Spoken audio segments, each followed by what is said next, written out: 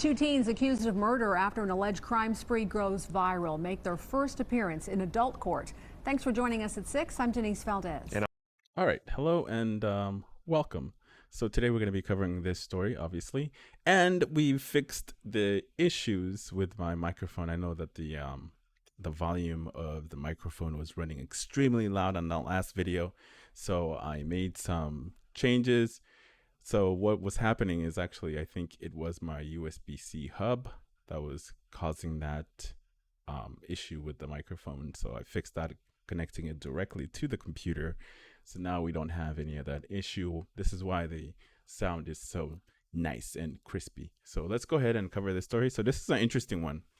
So I'm sure you guys heard the story going around, social media, as well as any kind of, YouTube and all that stuff.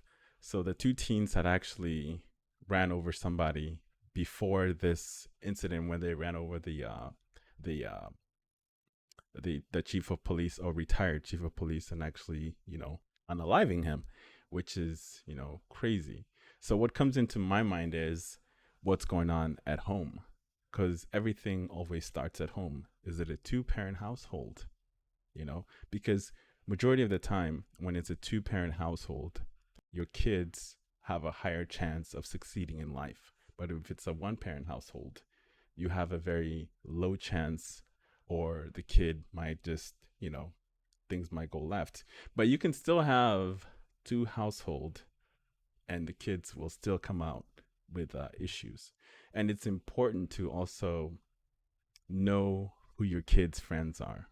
It's very, very important for you to know your kids' friends, because they're heavily influenced by their friends. So it's important to know what kind of people your kids are hanging around with, because sometimes because if you're a parent, how your kids are.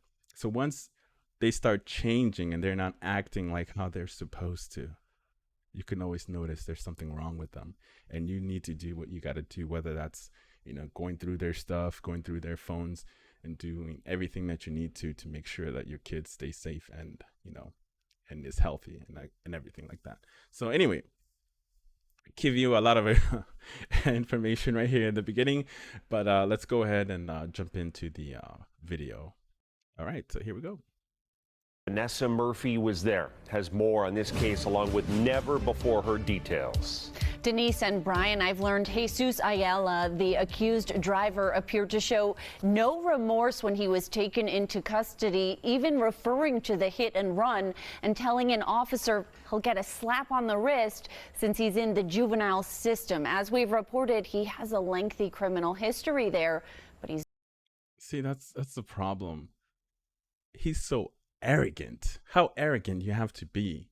He's saying that he's gonna be out and get a slap on the wrist. No. I've seen kids as young as 12 years old getting charged as an adult. So what happens is you stay in the juvenile system until you turn 18. Once you turn 18, then they can transfer you over to real prison for you to start doing your hard time. So the fact that he thinks that he's going to get away with this, oh no, my friend. No. You are not. You're going away for a really long time. You're in for a rude awakening. Anyway, let's proceed. He's not in the juvenile system anymore. Jesus Ayala appearing in adult court for the first time Thursday, facing 18. Look at that. Straight up killer. No emotions. Nothing. No emotions. Sociopath. Throw away the keys, unfortunately. No remorse, man. He doesn't feel bad at all. And it happened several times. He has a lengthy history. He should have been put away already. Off the rip, he should have been put away a long time ago. And none of this situation would have happened.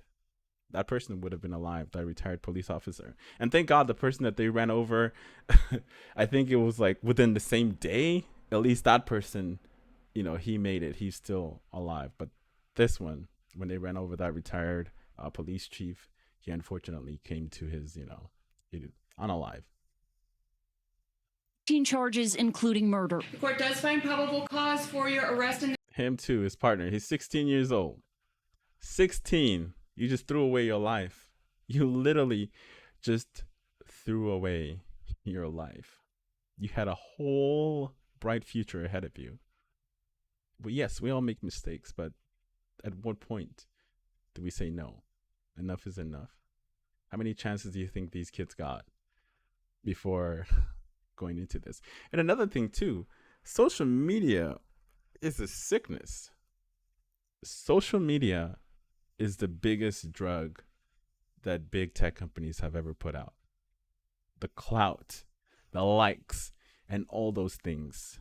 That is the biggest drug that they have ever came up with. It's worse than the actual drug, whether it's cocaine, meth, and all those other drugs. I think social media is so much worse than any of those drugs because it's definitely influencing our younger kids that are still impressionable. So it's important for you as a parent to be there for your kids and make sure you teach them the right way and how to move and survive this cruel, cruel world that we live in, because it's a fucking minefield and you literally gotta tiptoe your way around it. This is crazy. In this case, His co-defendant, Jameer Keys, facing 3 charges, also including murder. So we're going to pause it right here and skip a little bit ahead because YouTube, man, they don't play around. YouTube does not play around. YouTube doesn't care. So I'm gonna skip around right here. And another thing too, this is also crazy. This is why I say social media is so dangerous. If you are committing a crime, my guy, if you're committing a crime, why the fuck would you record it? Why would you record it and put it out there? That is the most dumbest shit I've ever seen or heard of. Just like the that one couple, I think it was the boyfriend was like 18 or 19 or whatever, and then the girlfriend was around, I think, 16. The dad didn't want his daughter to be involved with this person, so what they ended up doing is they ended up unaliving the dad, and then they record a video and then put it up on the fucking internet. How stupid do you have to be? I thought when you commit a crime, the whole point was to get away with it.